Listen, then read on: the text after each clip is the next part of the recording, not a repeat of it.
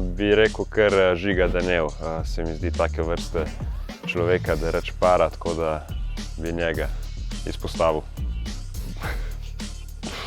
Jaz bi rekel, da kakšen od starejših, kakšen Blažič ali pa Nikolić. Pa v bistvu te, ki so bolj blizu upokojitve, to je Jaka Blažič. Thomas Kennedy. Tukaj je nedvomno na prvem mestu Miha Cerkvenik. Jaz bi pa tukaj dal kar sebe. To je pa dobro vprašanje. Bom rekel Miha Cerkvenik. Jaz mislim, da bi to lahko bil David Škara, on bi odprl neko morsko. Rok Radović zelo rad je in mislim, da bi se našel v tem poslu. Pa mislim, da ima Rok tako žilco, da bi imel restauracijo. Sam ne vem, kako bi bila pol ta restauracija profitabilna, ker bi pač on veliko stvari pojedel.